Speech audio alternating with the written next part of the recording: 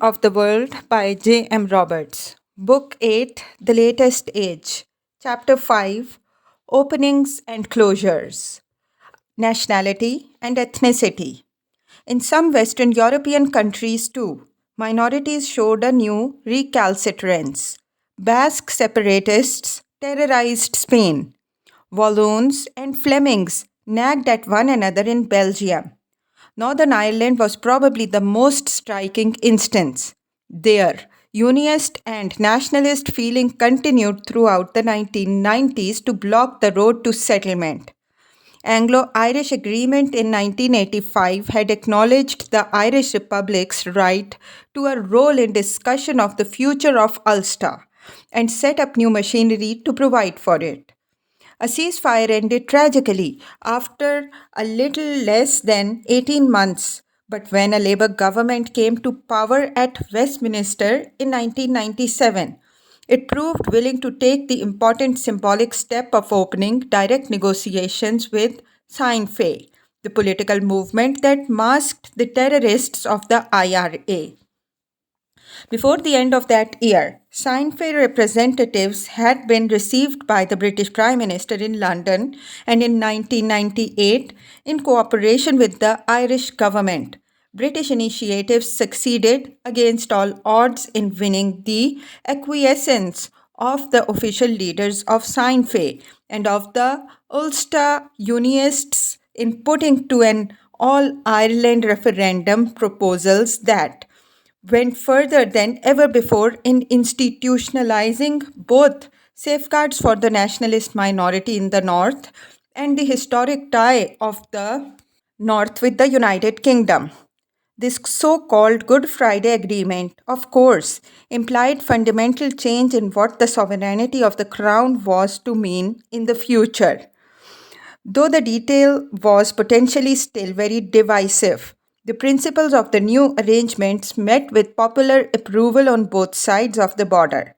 And while the British and Irish governments at first failed in putting together a Northern Ireland executive representing all parties, and therefore had to return to direct rule from London, the province was spared the terrorist outrages that had dominated up to 1998.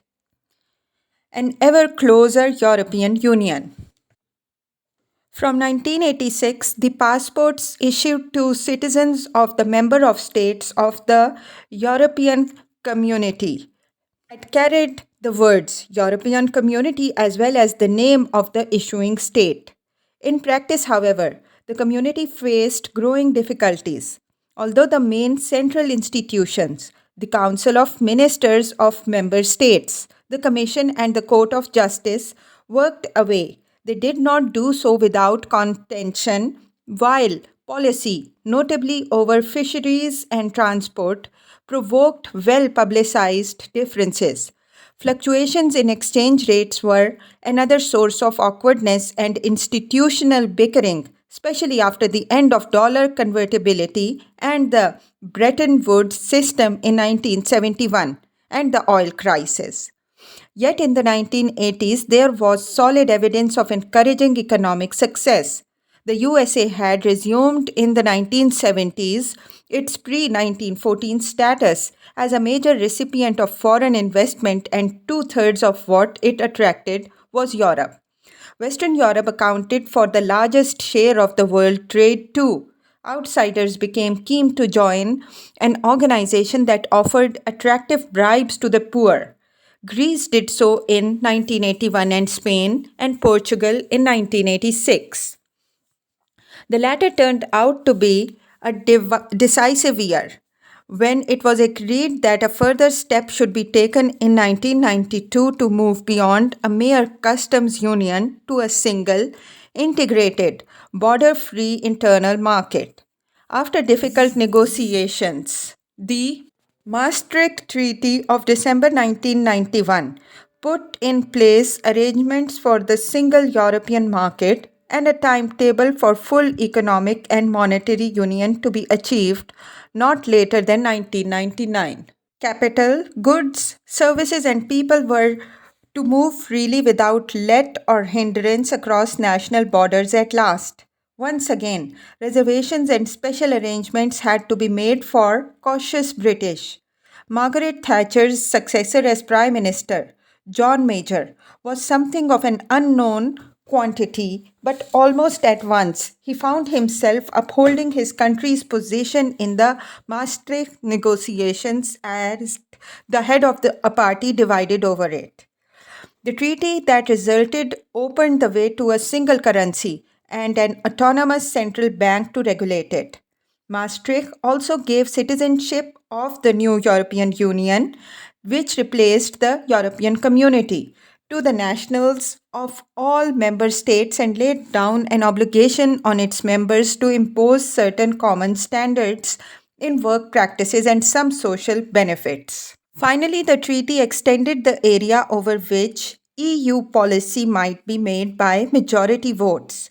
All this looked like a significant accretion of centralized power, although, in an effort to reassure the suspicious, the treaty also set out agreement to the principle of subsidiary, a word rooted in Catholic social teaching. It indicated that there should be limits to the competence of the Commission at Brussels in interfering with the details of national administration. As for agreement over European defense and security policy, this was soon in disarray thanks to events in Bosnia. Maastricht raised difficulties in several countries. The Danes rejected it in a referendum the following year. A similar test in France produced only a slim majority in its favor. The British government was hard pressed to win the parliamentary vote on the issue. In governing Conservative Party, a split that had appeared was to cripple the party when it next faced the electors. European voters still usually thought of protecting or damaging traditional sectional and national interests, and these loomed larger as economic conditions worsened in the early 1990s. But Maastricht was, in the end, ratified by 15 member states. Debate continued over allegations of encroachment on the independence of member states by the Commission at Brussels and the comparative fairness or unfairness of individual countries' use or abuse of the Union's rules. While Maastricht process was created in part by the need felt by many member states, and especially France, for a deeper integration into Europe of the new and powerful United Germany, it soon took on a much wider significance. With communism gone in Eastern Europe, the need for a truly European Union, as the community called itself after Maastricht, stood out. It is a testimony on the strength of the institutions created over half a century of European integration that the EU managed both to introduce a common currency, the euro, from 2002, alongside an EU central bank and deeper cooperation on criminal justice, foreign policy, and military affairs, while moving rapidly towards membership for Central and Eastern Europe. In 1995, the Cold War neutrals Austria, Finland, and Sweden joined, while the big step eastward came in 2004 with the accession of 10 countries, among them Poland, the Czech Republic, Slovakia, Hungary, and most astonishingly of all, the former Baltic Soviet republics Estonia, Latvia, and Lithuania. In spite of continued disagreement about its constitution, budget, and plans for the further expansion, the EU, with its 461 million population, had taken giant steps towards becoming the all-European Union that its founders had envisaged. Economic circumstances had changed too. For all its importance, the common agricultural policy did not mean what it had meant in the 1960s. In some countries, it was evolving from an electoral bribe to large numbers of smallholders to a system of subsidy for fewer, but much richer agriculturalists within the new union, too. National responses were not what they had been in the 1960s and even later. Germany now provided the driving force and much of the Union's financial support. Chancellor Helmut Kohl's greatest triumph, reunification, had confirmed Germany's natural position as Europe's major power. Yet this had been costly. Germany was driven into deficit on its trade account, and dissatisfaction with the terms of reunification began to be heard. As time passed, more was also heard of the danger of inflation, an old nightmare for Germans, and of the load carried by German taxpayer as former East Germans moved to the West and unemployment rose. Economic recession cast long shadows in most member states of the EU in the 1990s, reminding their peoples of disparities and differences of economic strength between them. Everywhere, too, fiscal, budgetary, and exchange problems came in the 1990s to undermine the confidence of governments. There was thus plenty of politicians to take into account. Views were changing everywhere.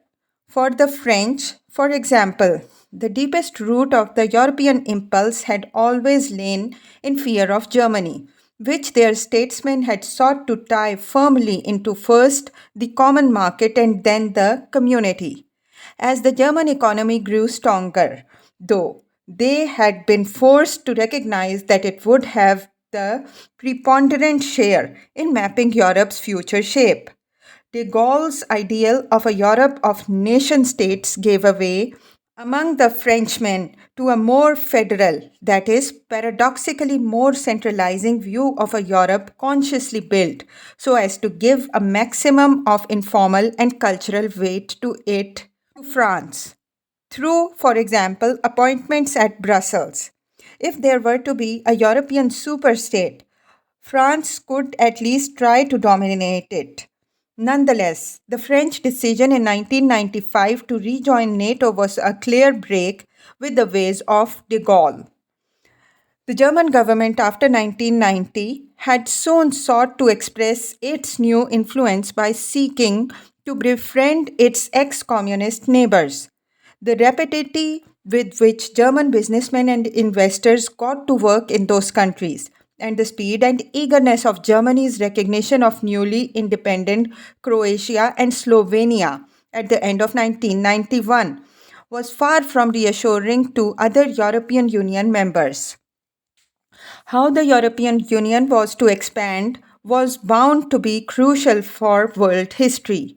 A democratic and pluralist EU of almost 700 million, stretching from the Arctic Circle to Antalya and from Faro to Kerch, might be one conceivable outcome, but another is to break up of what union there was. Eventually, the question will appear of whether to attempt to integrate Russia, which is, in spite of its size and its autocratic tradition, undeniably a European country with many of those resources, human and material, that the EU will need for the continued welfare of its citizens. There has, of course, been some cultural convergence within the common market community and EU over more than 30 years. Increasing standardizing of consumption, though, owed less to European policy than the shrewder marketing and growing international communication at a popular level. And such slow convergence as had been consciously promoted in, for instance, agriculture had been very costly, with the cap understandably irritating non farming voters. The Union seemed feeble too in its handling of external affairs. It blatantly failed the severe tests posed by Yugoslavia's dissolution. Many uncertainties thus still hung over the Europe of future at the beginning of the 21st century.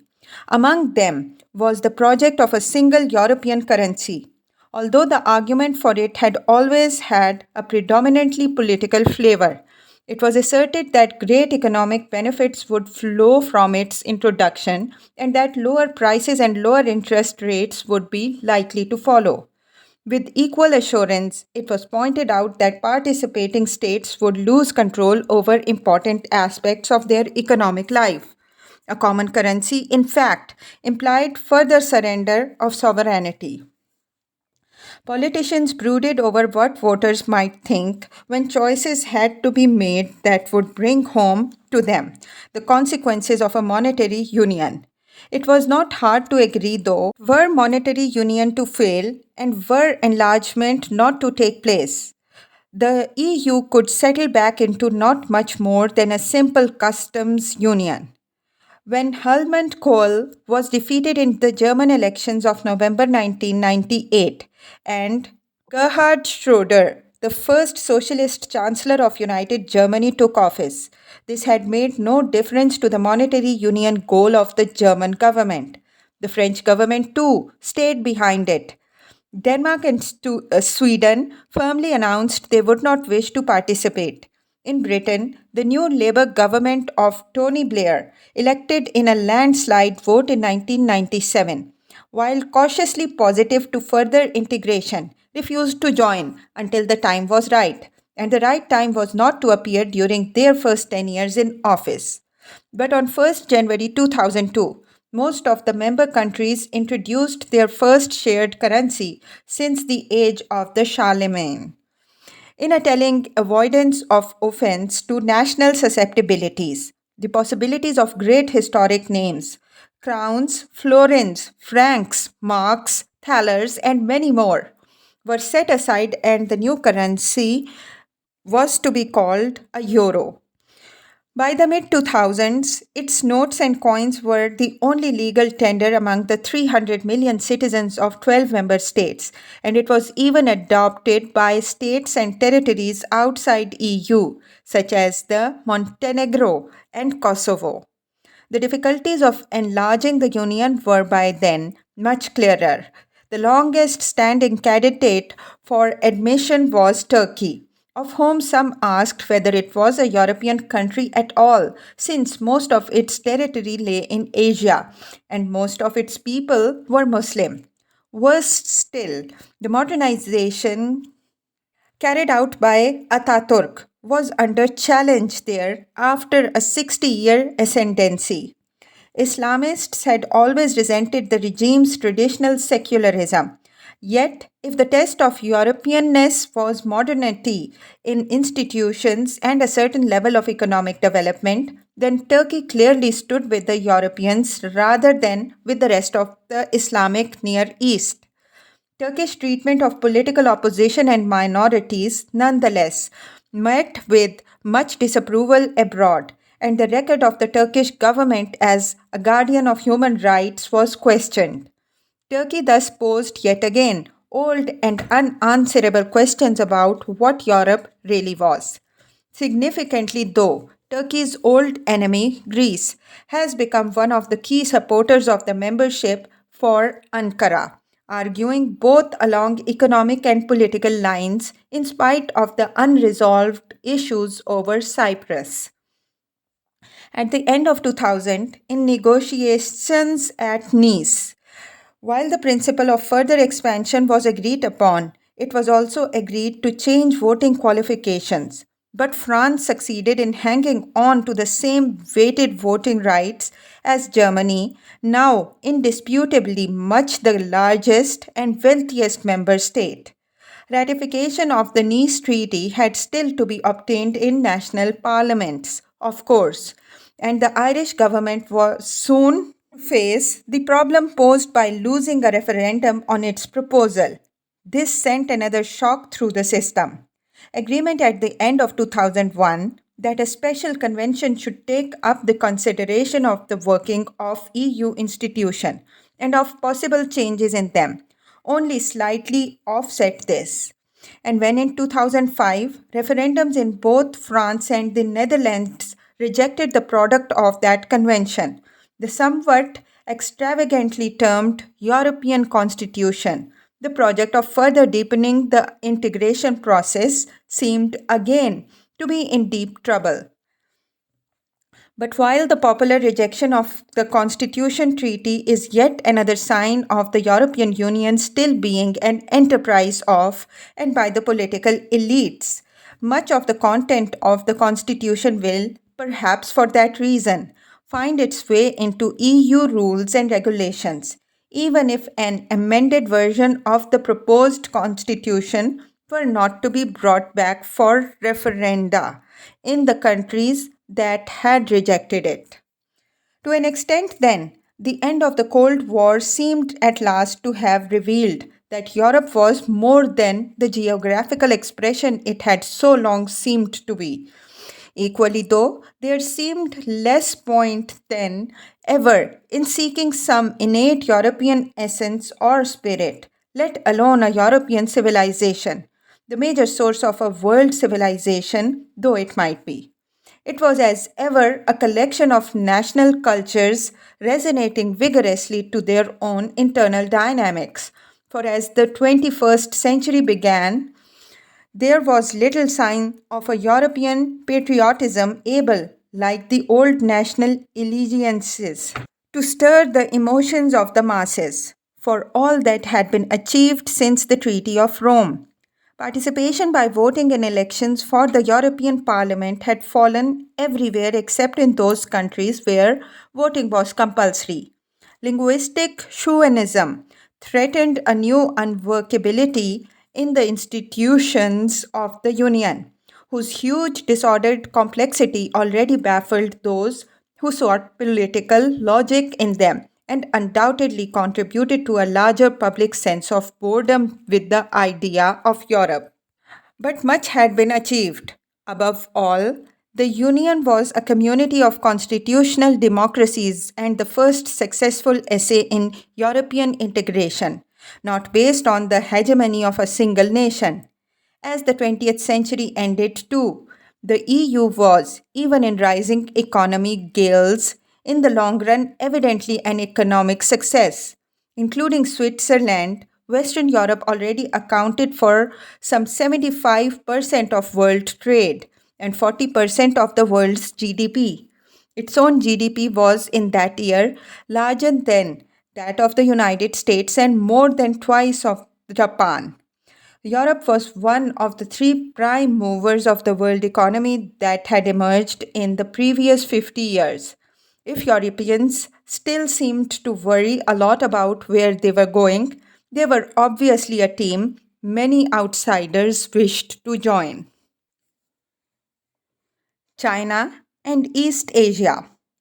The year 1989 had left much doubt about the future direction of China. Not only had the ruling Communist Party faced a significant challenge from below, which it could only overcome by the use of raw force, but the economy also seemed to be stumbling, with growth flattening out in many sectors. Deng Xiaoping, the man who had engineered the economic reforms 10 years earlier and who, at the age of 85, had returned to the center of political decision making as 1989 crisis grew, now embarked on his last campaign. Visiting the southern provinces in 1992, Deng condemned those who saw political retrenchment as synonymous with economic retrenchment. The reforms had to be intensified, Deng said, and private enterprise should be given more room. By then, the 1989 stagnation was already a thing of the past, and from 1992 on, China entered a phase of hyper growth, with its GDP increasing by more than 10% on average for the next 14 years. The explosion of economic growth in China may turn out to be the most important global event of the 1990s. Not only did it create a middle class of more than 200 million people with a purchasing power of around the EU average, it also made China into the fourth largest national economy on earth. Most of this growth was in the private sector, but after much reconstruction, there was also some growth in the publicly owned or controlled sector by the early 2000s. China's economic model seemed to combine extreme capitalism with a very important role for the state and even the Communist Party. It combines rampant exploitation of the masses of young men and women who enter into the factories from the countryside with an emphasis on political control of the companies, including those that are privately owned by Chinese or foreigners. While gradually spreading north and west, the growth is still heavily concentrated in the south and east, along the coast and along the great rivers, repeating a pattern that has been visible since the earliest dynasties. While becoming a guarantor of regional economic stability, the regime has done little to make itself more accountable to its people through democratic reforms, and as a result of the lack of transparency, corruption and the misuse of power among officials is rampant. While the Communist Party of China seems to have found a development model that works, at least in good times, it has little to fall back on in terms of legitimacy when times turn bad. The end of the Cold War also transformed China's foreign relations. 4,000 and more miles of shared frontier with the former USSR were now replaced for about half that distance by frontiers with the newly independent and much weaker states of Kazakhstan, Kyrgyzstan, and Tajikistan. Meanwhile, in the later 1990s, concern over Taiwan, the problem that had long tied together Chinese internal policy and foreign relations, was clearly as alive as ever after nearly 5 decades in which the seemingly fundamental nature of the original clash between the nationalist regime there and the People's Republic had, in fact, been slightly blurred after the formal closure of American diplomatic relations with the Taiwanese nationalist regime and its subsequent exclusion from the United Nations. Yet in 1990s, while Beijing still maintained its policy of reuniting Taiwan, like Hong Kong and Macau, to mainland China as a long-term goal, more began to be heard of the alleged independence sentiment on the island. Beijing was evidently disturbed, alarm reaching its height during a visit by the president of the Taiwanese Republic to the United States in 1995. The ambassador of the People's Republic in Washington was withdrawn, and an official newspaper proclaimed the issue of Taiwan as explosive as a barrel of gunpowder. It was clear that if Taiwan formally declared itself independent of the mainland, an invasion of the island would probably follow. Taiwan, moreover, was only one source of uncertainty and nervousness in the East Asia. An increasing instability and volatility was apparent in the region after the Cold War ended, even though these trends did not reach the same levels as in Europe. What the closing of that relatively well defined and therefore clarifying struggle might mean was at first very hard to see. In Korea, for example, it changed very little. North Korea remaining obstinately locked in a confrontation with the United States and with the Republic of Korea in the south by its rulers' determination to maintain a command economy in virtual isolation. Economic mismanagement, the ending of Soviet aid in 1991, and it appeared some straightforward dynastic exploitation of power by the ruling dictator brought North Koreans to the edge of starvation by early 1998.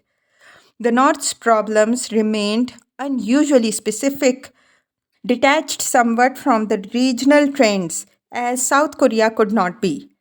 That country was by mid 1990s an established democratic regime with high growth figures and an impressive involvement in international trade.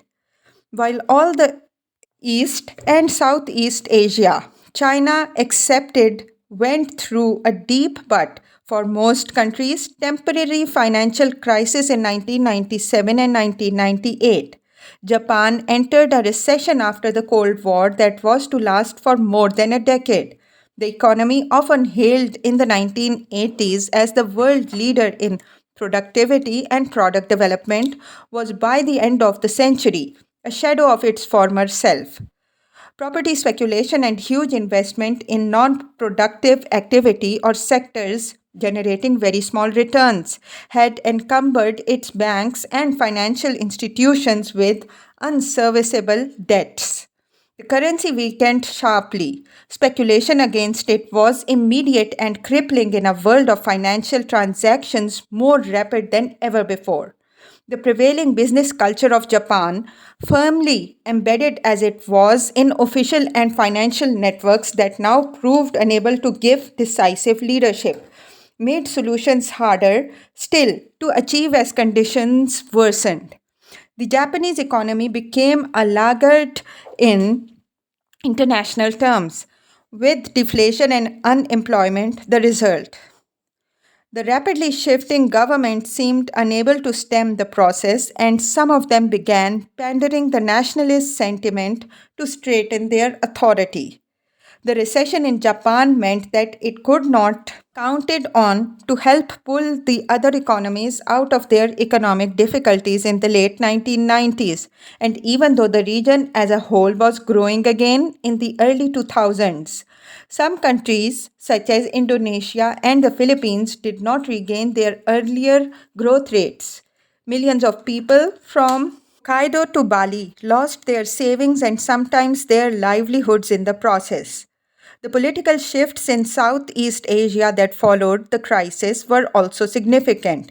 Authoritarian governments in some countries had exploited public resources in the interests of cronies of those in power and their families. In May 1998, after the Indonesian economy had shrunk by more than 8% since the beginning of the year, and the currency had lost four-fifths of its dollar value, riots drove the president from power.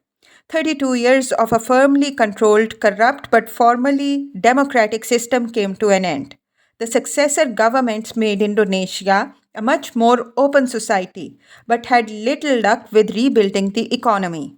The result was increasing ethnic and religious strife in the country, divided as Indonesia was between a large Islamic majority and significant Hindu, Christian, and Chinese communities.